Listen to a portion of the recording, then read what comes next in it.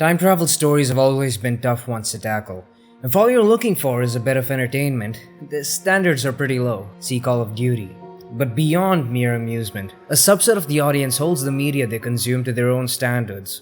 Be it science fiction or high fantasy, a story is free to set up whatever rules it pleases, so long as it stays true to them throughout. It's why time travel plots are especially so heavily criticized.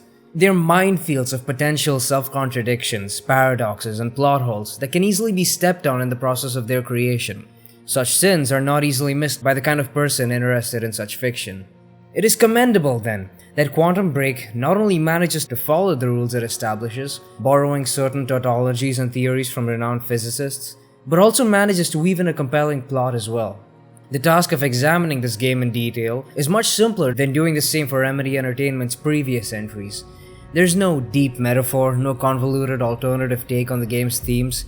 It's a straightforward story about time travel. Its origins, a little less so. Alan Wake may have received high praise from critics, but its nature resulted in it being less than successful commercially. Remedy intended on developing a sequel to the game, one that would integrate live-action elements into it. But Microsoft, their publisher, saw no benefit in doing so. They were, however, intrigued by the prospect of integrating live-action elements into the game.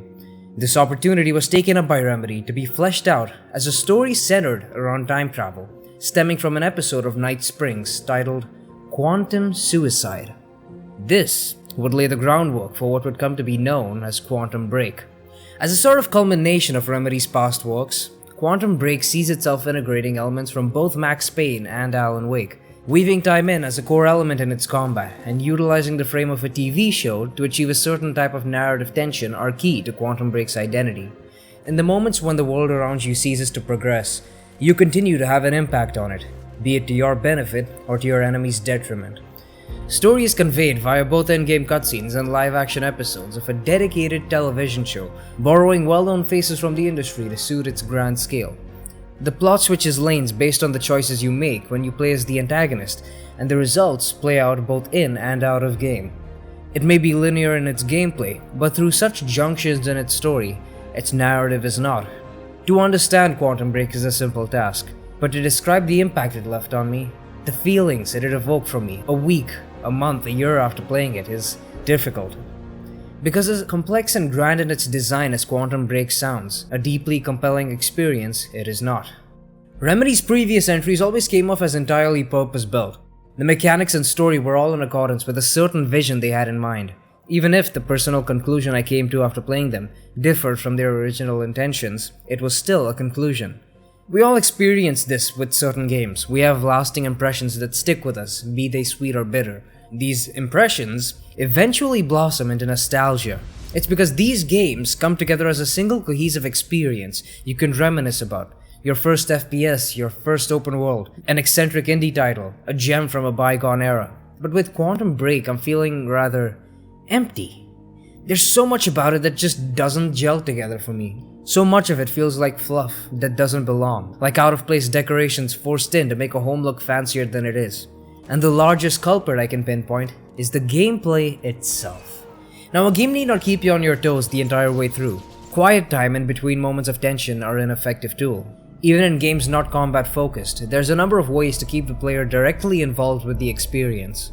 But with Quantum Break, the time spent in control of your character is largely mundane and comes off as filler. There are massive sprawls of inaction as you walk through corridors and set pieces stuck in time, restricted to examining documents while you are prohibited from using your powers. These long stretches of walking and the occasional menial puzzle are dotted with minuscule amounts of combat, like a quick glimpse at what you could be doing instead. Max Payne utilized moments of quiet time to set the mood and accustom you to your environments. Alan Wake's forests and tight coupling of gameplay and themes meant that the quiet time there was utilized as a mood piece. But here, the quiet time just has you pinging your time vision ability to pick out collectibles along your path. There's an almost constant influx of exposition, and the puzzles, which are the peak of interactivity in these segments, amount to no more than a single button press. There's minimal input from the player side, and not much in return from the games. It makes the meager amount of combat stand out even more, as it's the only place your powers are ever relevant. Digging this hole ever further is the fact that in spite of its past work, Remedy has managed to make the combat subpar at best. It certainly is functional, but it comes off as unpolished. The takedown camera and recoil from high-caliber weapons feel janky, weapons absurdly inaccurate. Conventions I'd gotten used to, like firing out of cover, absent. Bullet casings don't pop out of your weapons, you don't even toss the magazine out while reloading. Even with all these flaws, the gunplay manages to remain serviceable, and apart from the Juggernaut encounters, I never saw fit to use my powers for anything other than to bail me out of sticky situations. This, I feel, mainly comes as a result of a lack of accessibility. I sort of expected something akin to a power fantasy going into this game, and so every time I felt a power would come in handy, only to notice it was on a cooldown, I'd get frustrated. This got to a point where I was entirely fed up and completely neglected the powers instead, only using them when the game demanded it. When the star of the combat system is replaced by conventional gameplay that was tighter and more refined 17 years ago, there most certainly is a problem. No longer are your powers a means to elevate the action, but a mere get-out-of-jail-free card instead. My second playthrough was admittedly more enjoyable, given I had all the cooldown upgrades, but at that point I'd grown so accustomed to not using my powers that I was just forcing myself to use them for the sake of variety. I get the impression that the main reason the base gunplay was so atrocious was to nudge you towards flexing your powers a bit more. The pathetic amount of damage body shots deal as opposed to the explosive power of a few stockpiled rounds is staggering. But headshots are far more ammo efficient and free of a cooldown, making them much more appealing. Perhaps I'm to blame for not using a controller. Maybe that would have yielded an entirely different experience. But that would also imply that the developers failed a certain subset of their audience. The general jank stands out further as a result of the game's fidelity. In older titles where the polygonal character model swaps instantly between animations, nothing really seems amiss, but in a modern game targeting a filmic photorealistic aesthetic, every disconnected motion stands out starkly against their otherwise immaculate surroundings. When you're immersed in a world that isn't as abstract as a bunch of shapes moving on a screen, awkward motions and animations seem like a glitch in the matrix. The fidelity in question, however, may very well be the most impressive part of this game. If not simply because of its visual flair, then more so because of the tech working behind the scenes to make the magic happen.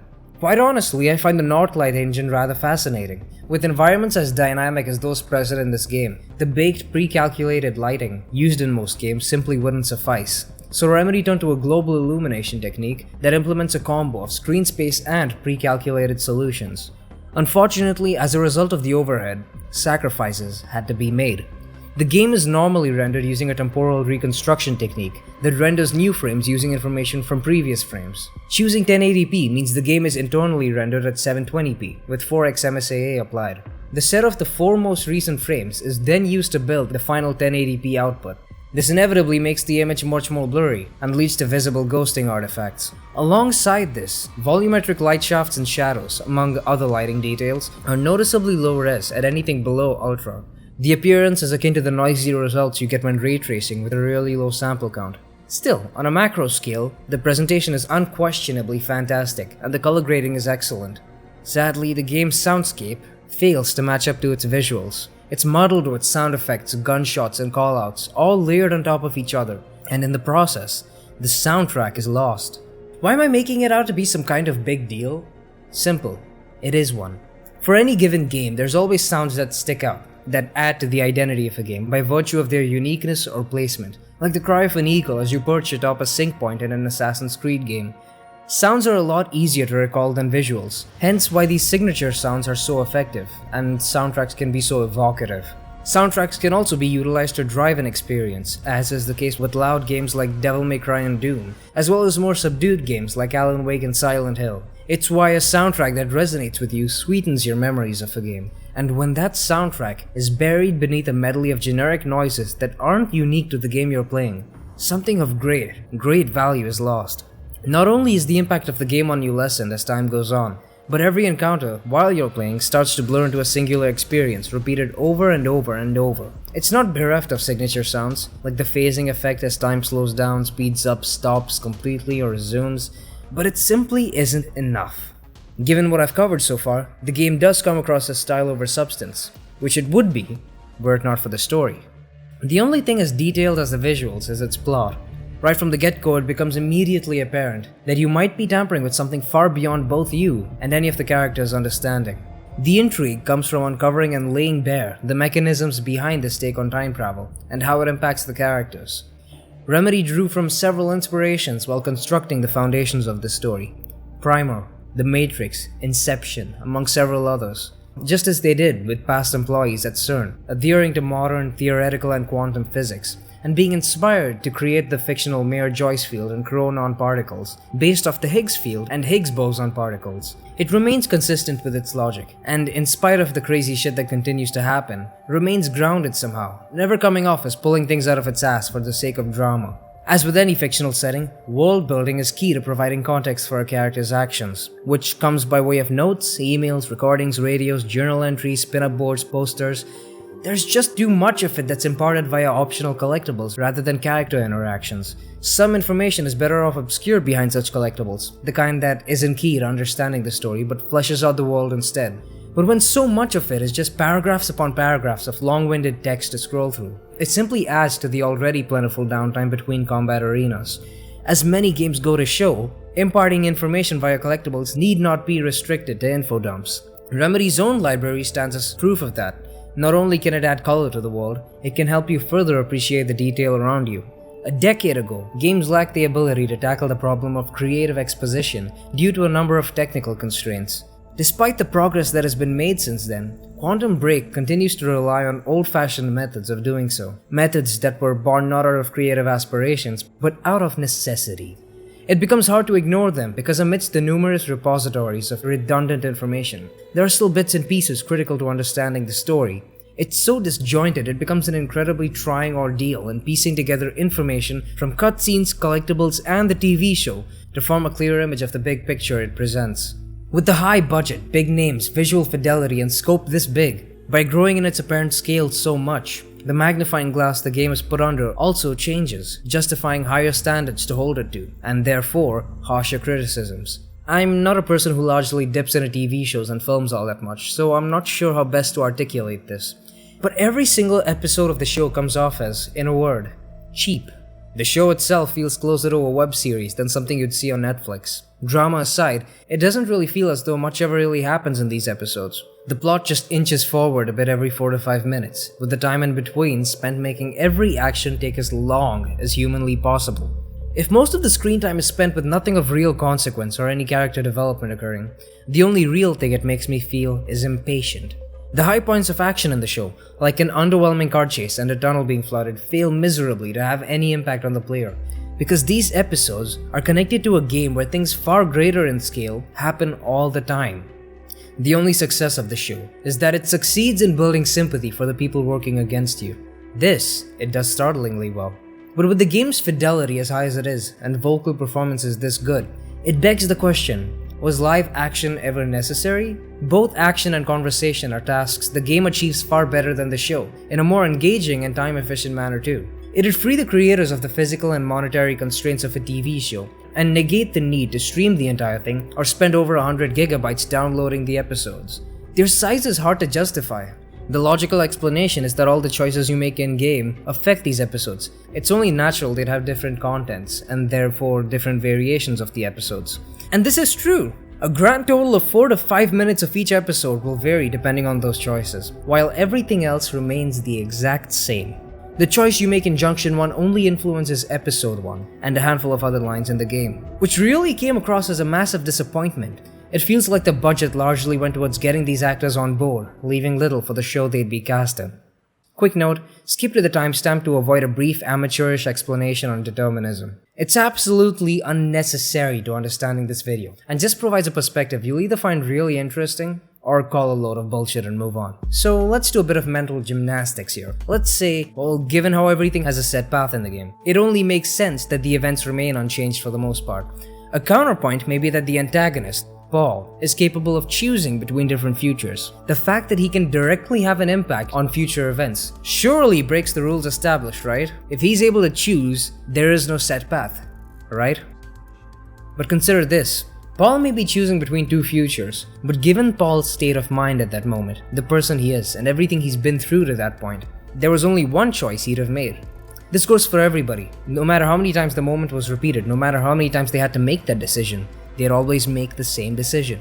That's a part of determinism. You may think you have free will. You really don't.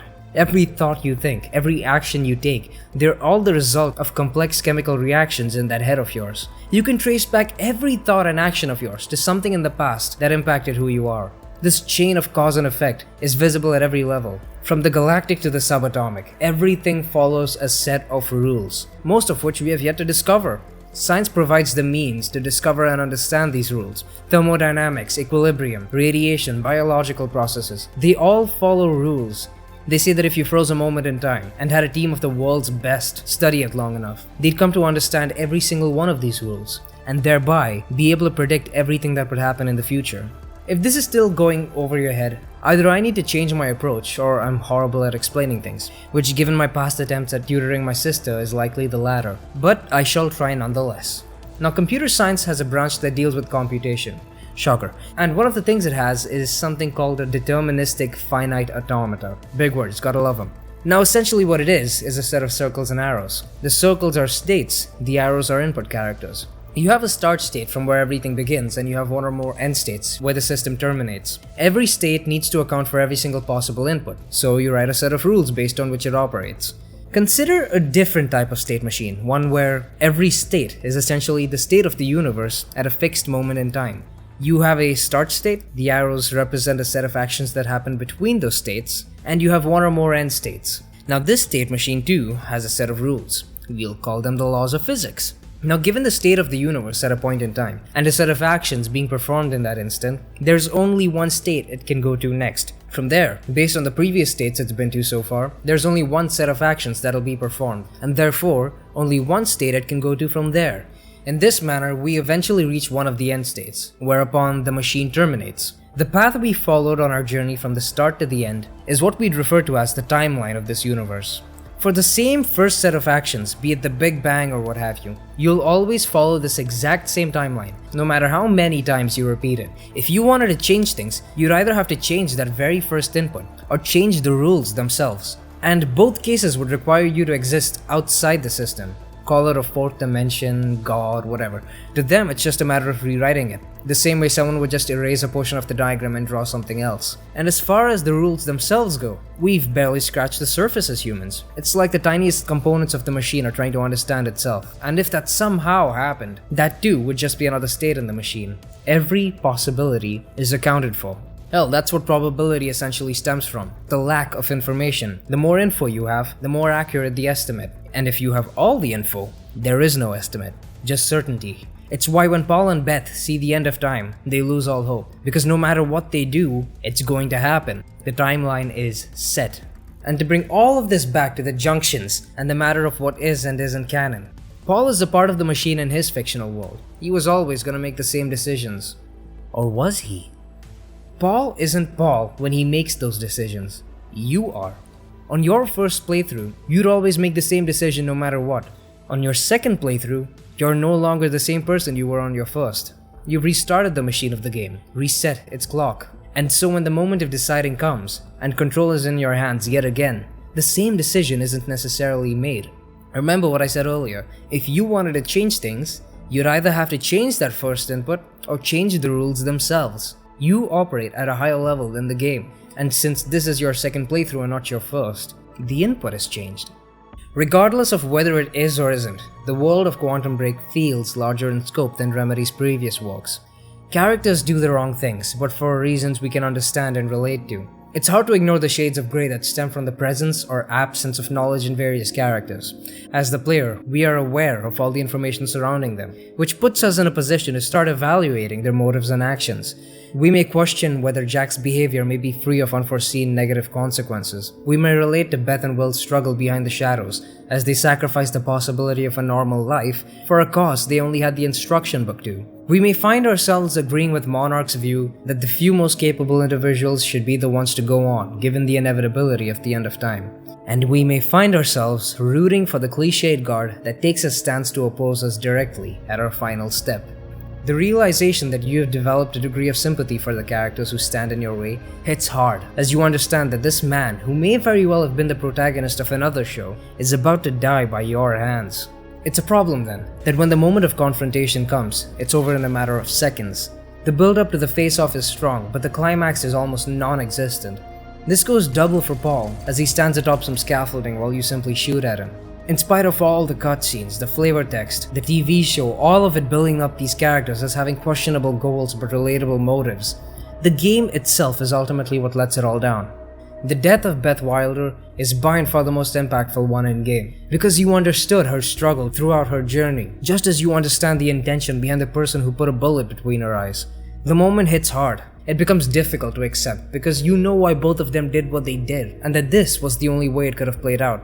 This holds true for all parties involved. Will, as he burns all his bridges away, to focus on building the countermeasure, his uncertainty and desperation growing with each passing day. Paul, as he transitions from a curious, hopeful individual to one who forces himself to be purely goal-driven in the pursuit of a solution. Everyone is on their own arduous journey, and it's all pulled off with such flair while managing to remain grounded. The whole game sees Jack on an arc of his own as he goes through stages of grief and grows to understand and accept the idea that everything has a set path. You feel satisfied seeing him go from a stubborn, naive person to a person that's more calculating and less emotionally driven. The bits of character that eke out of his recordings, alongside those from Paul, Beth, and Will, really sell their doubts, fears, and growing anxiety as they play out their roles. Which is why the "I'll come back for you" line is so fucking stupid. Though it's the only crack in an otherwise satisfying ending. The knowledge that Jack was suffering from Chronon syndrome now, that he was now somehow related to Monarch, and that the end of time wasn't prevented, but merely postponed, is enough to whet my appetite for a sequel. There's still so much that can be explored. I didn't need this one obscenely stupid line that undoes all the growth Jack has experienced over the course of the game. Maybe there's a plot twist somewhere he knows of. Maybe Beth's Chronon exposure during Ground Zero somehow changes things, who knows. I strongly hesitate to call Quantum Break the studio's magnum opus. There isn't a doubt in my mind that a lot of passion went into this game, more than a lot of other bigwig developers can offer combined. To see Remedy continue to innovate rather than reiterate in the profit-driven gaming environment of today is beyond commendable and just as worthy of respect as their past triumphs. The polished presentation and technology that powers Quantum Break, the research into topics like the Novikov self-consistency principle, the meticulously crafted story, the industry talent hired to drive it all home, it's all there. But in the moments you spend questioning whether you should be playing something else instead, it's clear that that passion doesn't entirely translate via gameplay. Ultimately, the plot of Quantum Break is one that's best enjoyed only if you're willing to make concessions for it. It's a fantastic story, marred by a number of design issues, but one that can be intriguing nonetheless, especially for those interested in the time travel subgenre, as it borrows from numerous credible sources to back its science up. But for those less willing to give it a shot, be it because of money or a lack of interest in this kind of story, there's not much else here. Just the latest experiment in a line of transmedia gaming from Remedy Entertainment. And who knows, with the Northlight engine only needing a bit of refinement from here on out, its reuse for their upcoming title, Control, may very well mean we have something that changes the playing field. But as with all things deterministic and set in stone, it is far wiser to look back and learn from the past, before considering looking forward to what might happen in the future. This has been a Remedy Retrospective, and until the next time I manage to make one of these lengthy essay type of videos. Let's talk about time travel. Yeah, I wouldn't recommend it to anybody.